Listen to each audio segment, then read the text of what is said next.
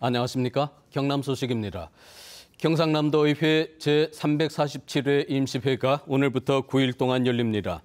이번 임시회에는 기획행정위원회에서 경상남도 자율방범활동 지원 조례안과 출자 출연기관 출연금 동의안, 경남도 제2회 추가경정 세입세출 예산안, 창원지역 의과대학 설립촉구 대정부 건의안 등을 의결할 예정입니다. 또 건설소방위원회에서는 제2회 추가경정 세입세출 예산안 예비심사와 학교용지 부담금 부과징수와 사용에 관한 일부 개정조례안을 심의하게 됩니다.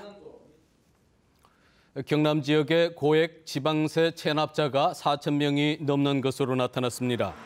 경상남도는 500만 원 이상 체납자가 2,900명, 300만 원 이상은 1,200명이라고 밝혔습니다. 경상남도는 이들 체납자의 주민등록 주소지가 전국에 흩어져 있어 시군과 합동으로 광역징수반을 구성해 다음 달까지 1,000억 원을 징수하기로 했습니다.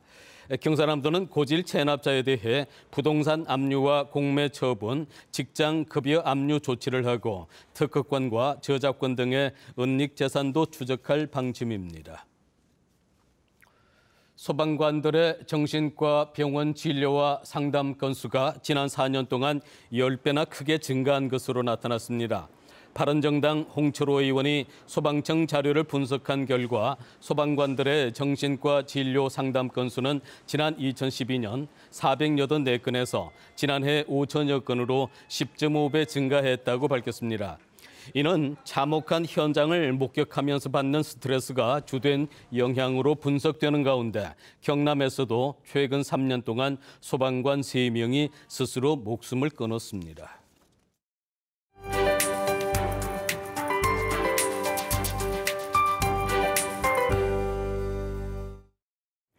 어제와 달리 오늘은 맑게 갠 가을 하늘 볼 수 있겠습니다. 강한 햇빛에 낮 기온도 다시 오르겠는데요.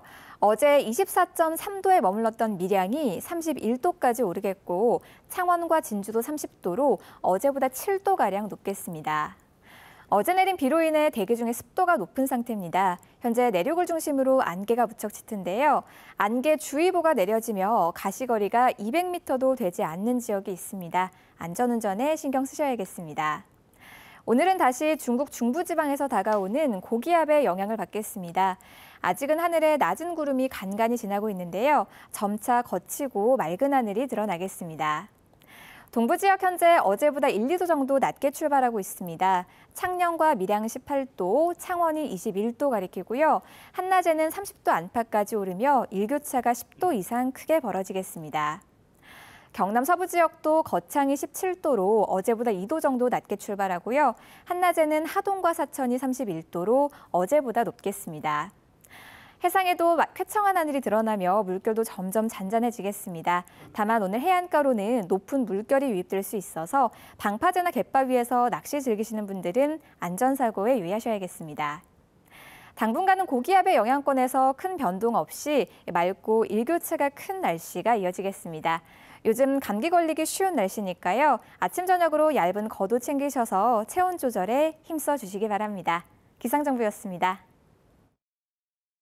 경상남도 교육청이 4차 산업혁명에 대비한 미래 인재를 육성하기 위해 부교육감을 단장으로 미래교육혁신추진단을 발족했습니다. 추진단은 미래 역량을 기르는 교육과정과 미래형 학교체제 구축, 교육 불평등 해소와 교육 복지 정책 등 모두 6개 과제를 추진할 계획입니다. 추진단은 다음 달 말쯤 중간 보고회를 겸한 공개 토론회를 열고 내년 2월에 최종 보고서를 제출하기로 했습니다. 창원대가 어제부터 오는 15일까지 내년도 수시 모집 원서를 인터넷으로 접수합니다. 학업 성적 우수자와 지역 인재, 다문화 자녀 전형 등은 학생부 교과 100%로 선발하며 재직자 전형 등은 산업체 재직 경력 등을 활용해 선발하게 됩니다. 경남 소식이었습니다.